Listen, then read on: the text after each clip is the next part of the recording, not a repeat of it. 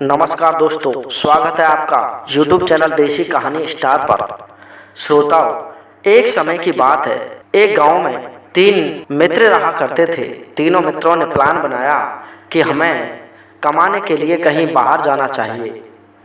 तीनों मित्र आपस में चर्चा करके और एक दिन कमाने के लिए किसी दूसरे नगर में जाने के लिए रवाना हो जाते हैं। तीनों मित्रों के पास में 100 रुपये थे। 100 रुपयों को लेकर के वो अपने गांव से बाहर निकल लेते हैं और चलते चलते पहुंच जाते हैं एक दूसरी नगरी के पास में। उस नगरी का नाम था उलझेड़ी नगरी, यानी कि उस नगरी में जाकर के कोई भी इंसान उलझ जाता है। तो श्रोताओं, उस उलझेड़ी नगरी में वो तीनों मित्र एक कुएं के पास में रुक जाते हैं और कुएं पर काफी औरतें पानी भर भर करके अपने घर को ले जा रही थी। उन तीनों के मन में विचार आया कि यार, हमारे पास में 100 रुपये हैं, हम इन 100 रुपयों को यहाँ किसी औरत को दे देते हैं और वापस आते वक्त हम इन पैसों को उस औरत से वापस ले जाएंगे। तो श्रोताओं, जब सभी औरतों ने पानी भर लिया तो सबसे अंत में एक बहुत खूबसूरत औरत पानी भरने के लिए उसी कुएं पर आती है। जैसे ही वो पानी भर के वापस चलने वाली होती है, तभी वो तीनों मित्र उसका रास्ता रोक लेते हैं और कहने लगते हैं कि हे बहन, हम आपसे एक बात पूछना चाहते हैं। हम रास्ते चलने वाले मुसाफिर हैं और हम कहीं बाहर कमाने के लिए जा रहे हैं। हमारे पास में 100 रुपये हैं। आप इन 100 रुपयों को अपने पास में रख लो और जब हम वापस आएंगे तो इन पैसों को आप हमें लौटा देना। श्रोताओं, उस औरत ने तीनों से 100 रुपये लेकर के अपने पास में रख लिए और वहां से चली जाती है। और वो तीनों मित्र भी दूसरे नगर में कहीं काम धंधे के लिए पहुंच जाते हैं। महीने 2 महीने काम करने के बाद में उन तीनों ने मन बनाया कि यार, हमें वापस अपने गांव में जाना चाहिए। अब हमें काफी समय हो चुका है। तीनों मित्र काम धंधा करके पुनः उसी नगरी में आ जाते हैं और उसी कुएं के पास में आकर रुक जाते हैं। अब उन तीनों ने उस औरत से पूछा तो नहीं कि आपका नाम क्या है, आपका घर कहाँ है। वो तो उसी कुएं पर उसका इंतजार करने लगे। श्रोताओं, उस कुएं पर पहले की भांति काफी औरतें पानी भर भर करके ले जा रही थी, लेकिन सभी उस औरत को भूल गए कि हमने किसको पैसे दिए थे। अब मन में सोचने लगे कि यार, हम सभी औरतों को पूछेंगे तो हमें कोई मूर्ख कहेगा, इसलिए हमें और इंतजार करना चाहिए। शाम का वक्त था।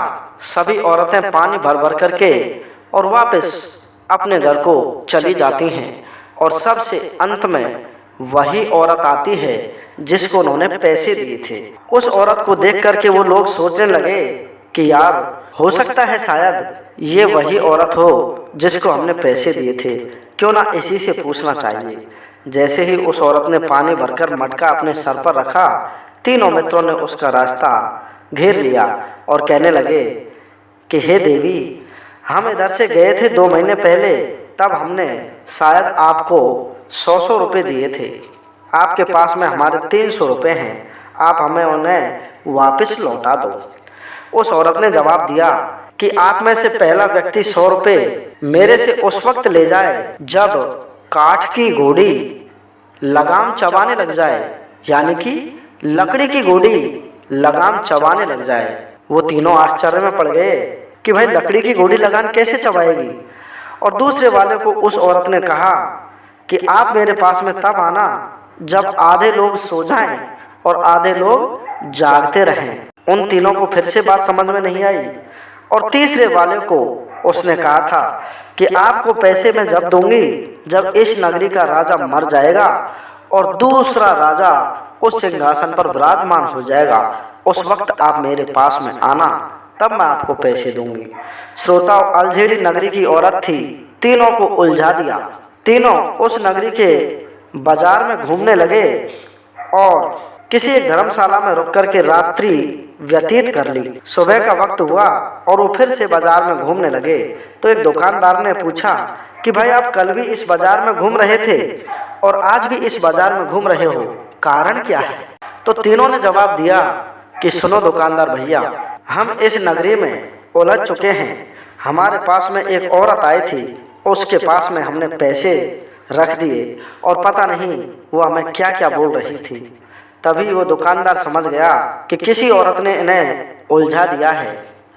तब जाकर उसने कहा कि सुनो भाई, ये नगरी उलझेड़ी नगरी है। इसमें कोई भी नया इंसान आता है, बाहर से जो भी व्यक्ति आता है वो उलझ जाता है, लेकिन उन सभी को सुलझाने के लिए इस नगरी में एक घर है। उस घर के मालिक का नाम है सुलझेड़ी। वो सभी उलझे हुए मामलों को सुलझाता है। आप उसके घर पर चले जाओ। तीनों मित्र कहने लगे कि भाई हम उसका घर कैसे ढूंढ पाएंगे? तभी वहां पर एक बच्चा खड़ा था। दुकानदार ने कहा कि ये बच्चा आपको उस सुलझेड़ी का घर बता देगा, आप इसको साथ में ले जाइए। तीनों मित्रों ने उस बच्चे से कहा कि भाई हमें सुलझेड़ी का घर बता दो। बच्चा कहने लगा कि ठीक है बाबा, हम आपको सुलझेड़ी का घर बता देंगे, लेकिन उसके बदले आप हमें क्या दोगे? तीनों दोस्तों ने कहा कि भाई और तो हमारे पास में कुछ नहीं है, आपको बहुत सारा गुड़ दे देंगे। गुड़ के लालच में आकर वो लड़का उन तीनों को लेकर के सुलझेड़ी के घर को बता देता है कि सुनो, ये घर है जो सामने वाला, ये सुलझेड़ी का घर है। पास में ही एक छोटी सी दुकान थी। तीनों मित्रों ने कहा कि भाई हमारे पास में ये बच्चा आया है, इसको गुड़ दिलाना पड़ेगा। उसको 4 आने का गुड़ दिलाया तो लड़का कहने लगा कि मैं इसको नहीं लूंगा, मुझे तो बहुत सारा गुड़ चाहिए। तीनों मित्रों ने मिलकर उसे 8 आने का गुड़ दिलाया, लेकिन फिर भी उसने मना कर दिया कि मुझे तो ये गुड़ नहीं चाहिए, मुझे बहुत सारा गुड़ चाहिए। आपने मुझसे कहा था कि हम आपको बहुत सारा गुड़ देंगे। तीनों मित्रों ने सोचा कि भाई इसे हम 2-2 रुपये का गुड़ दिला देते हैं, 6 रुपये का 6 किलो गुड़ आएगा। तो श्रोताओं, तीनों मित्रों ने मिलकर उसे 6 किलो गुड़ दे दिया, लेकिन लड़के ने कह दिया कि मैं इसे नहीं लूंगा, मुझे तो बहुत सारा गुड़ चाहिए। तीनों मित्रों ने कहा कि भाई हमारे बस में तेरा फैसला करना नहीं है, उस सुलझेड़ी बाबा को ही आने दो, वही आपका फैसला करेंगे। श्रोताओं, उस लड़के को उसी दुकान के पास में बिठा करके वो सामने वाले सुलझेड़ी के घर में घुस जाते हैं। वहां पर उस सुलझेड़ी की एक छोटी सी 15 साल की लड़की दाल पका रही थी। लड़की को जाकर उन्होंने पूछा कि भाई तुम्हारे मम्मी पापा कहाँ गए हैं, तुम्हारे माता पिता कहाँ गए हैं? लड़की ने जवाब दिया कि सुनो, मेरे पिताजी आसमान का पानी रोकने के लिए गए हैं। तीनों मित्रों के समझ में कुछ नहीं आया कि भाई कोई तगड़ा ही आदमी है जो आसमान का पानी रोकने गया है, इतना सारा पानी कैसे रोकेगा? फिर उन्होंने पूछा कि तुम्हारी माता कहाँ गई है? उसकी माता दूध बेचने के लिए गई थी। लेकिन उस लड़की ने जवाब दिया कि सुनो भाइयों, मेरी माता उस स्थान पर गई है कि वो आ जाएगी तो नहीं आएगी, और वो नहीं आई तो मेरी माँ वापस आ जाएगी। तीनों फिर से चक्कर में पड़ गए और मन में सोचने लगे कि ऐसी वो कहाँ गई है कि आ जाएगी तो नहीं आएगी, और नहीं आएगी तो आ जाएगी। तीनों मित्र उसी लड़की के पास में एक छोटी सी खाट बिछी हुई थी, उस खाट पर बैठकर उस सुलझेड़ी का इंतजार करने लगे। थोड़ी देर बाद में सुलझेड़ी उस घर पर आया और सभी तीनों मित्रों से उस सुलझेड़ी ने राम राम किया कि भाई लोगों राम राम, किस कारण से मेरे पास में आए हो? तीनों मित्र कहने लगे कि भाई हमने पूछा आपकी लड़की को कि आपके पिताजी कहाँ गए हैं? तो लड़की ने जवाब दिया कि मेरे पिताजी आसमान का पानी रोकने के लिए गए हैं। तो आप पहले तो ये बताइए आप गए कहाँ थे? सुलझेड़ी कहने लगा कि भाई मैं छप्पर बांधने गया था, छप्पर बनाने गया था, छप्पर ही आसमान का पानी रोकता है। तीनों की बात समझ में आई और माथा पीट कर सोचने लगे कि हमने तो कुछ दिमाग ही नहीं लगाया कि छप्पर बांधने को भी आसमान का पानी रोकना कहते हैं। बोला वो बात तो ठीक है, लेकिन ये लड़की बोल रही है कि हमारी माता दूध बेचने के लिए गई है, अगर वो आ जाएगी तो मेरी माँ नहीं आएगी, और वो नहीं आई तो मेरी माँ आ जाएगी। सुलझेड़ी बोला कि भाई वो दूध बेचने के लिए नदी के उस तरफ गई है, अगर नदी आ जाएगी तो इसकी माँ नहीं आएगी, और अगर नदी नहीं आई तो इसकी माँ आ जाएगी। यानी कि नदी में पानी आ गया तो उसकी माँ नहीं आएगी, और नदी में पानी नहीं आया तो उसकी माँ आ जाएगी। बोला भाई बात तो ठीक ही कही है। तभी उन्होंने उस लड़की से पूछा कि बेटा, हमें काफी देर हो गए आपको देखते देखते, आप इस पतीली में क्या पका रही हो? लड़की बोली कि भाई माँ जल रही है और इस पतीली में बेटी उबल रही है। अब फिर से उन्होंने अपने माथे के हाथ लगाया और सोचने लगे कि ऐसी ये क्या बना रही है जो माँ तो जल रही है और बेटी उबल रही है। तभी उस सुलझेड़ी ने जवाब दिया कि सुनो भाई, ये अरहर की दाल बना रही है। जो अरहर की लकड़ी होती है वो इस चूल्हे में जल रही है, जो माँ हुई, और जो दाल है वो इसमें उबल रही है। इसलिए ये माँ को जलाकर बेटी को उबाल रही है, यानी कि अरहर की दाल बना रही है। तीनों ने फिर से अपना माथा पीटा और उसको हाथ जोड़कर कहने लगे कि भाई, जब आपके अंदर ही इतना दिमाग है तो आपके पिता तो वास्तव में ही बड़े बड़े मामलों को सुलझा देते होंगे।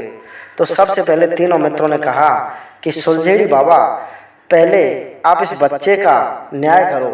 इसको हमने कहा था कि आप हमें उनका घर बता देंगे तो हम आपको बहुत सारा गुड़ देंगे। इसको पाव गुड़ से लेकर के 5-6 किलो गुड़ भी हमने दे दिया, लेकिन ये लेने को तैयार नहीं है। तभी उस सुलझेड़ी ने उस गुड़ में से एक तो 50 ग्राम की डली को उठाया और एक 100 ग्राम की डली को उठाया और लड़के को बोला कि इधर आओ, लो अपना ज्यादा वाला, बहुत सारा वाला गुड़ ले जाओ। लड़के ने देखा कि ये गुड़ तो बहुत कम है और इस वाले हाथ में गुड़ बहुत ज्यादा है, मैं तो इसको ही ले जाऊंगा। और उसने 100 ग्राम वाली डली को उठाया और वहां से भाग गया। तीनों ने फिर से माथा पीटा कि वास्तव में ये लड़का भी बड़ा बेवकूफ है। हमने इसको 6 किलो गुड़ दिया, उसको नहीं लिया, और देखो 50 ग्राम और 100 ग्राम वाली डली में से 100 ग्राम वाली लेकर के भाग गया। बोला धन हो भाई सुलझेड़ी बाबा, आपने हमारा ये फैसला तो कर दिया, लेकिन अब हमारा प्रमुख फैसला रह गया है कि हम जब तो आपकी नगरी में एक औरत को तीनों ने 100-100 रुपये दिए थे और उसने कहा है कि पहला वाला तो मेरे पास में तब आना जब काठ की घोड़ी लगाम चावने लग जाए, हम कुछ समझे नहीं तो उसके पास में कब जाना है। और दूसरे वाले को कहा कि दूसरा वाला तब आना जब आधी दुनिया सो जाए और आधी दुनिया जागे, आधे लोग सो जाएं और आधे लोग जागते रहें। और तीसरे व्यक्ति को तो उसने इतना कठिन बोला है कि इस नगरी का राजा जब मर जाए और दूसरा राजा इस गद्दी पर चढ़ जाए, उसके बाद में आप अपने 100 रुपये ले जाना।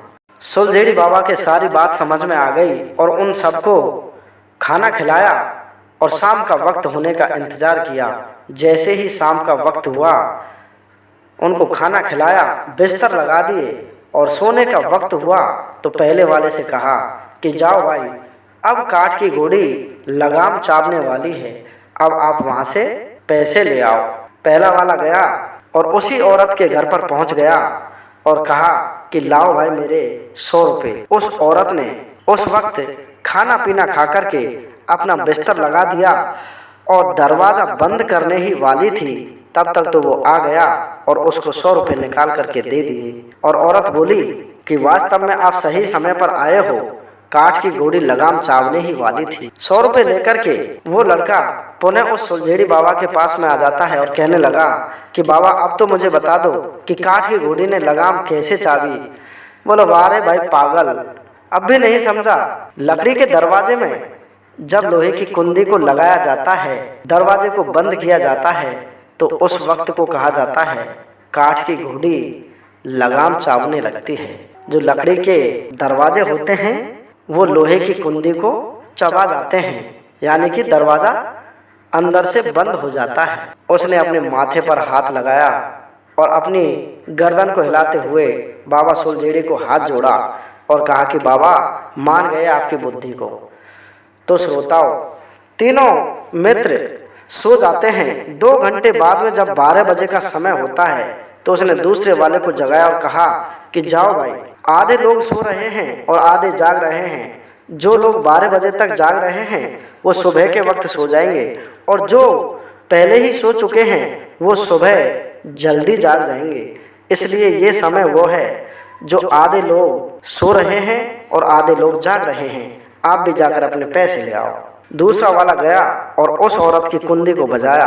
कुंडी बजाते ही औरत ने अपनी घड़ी की तरफ देखा तो वास्तव में 12 ही बज रहे थे और उसने 100 रुपये निकाले और दूसरे वाले को देकर वहां से भेज दिया।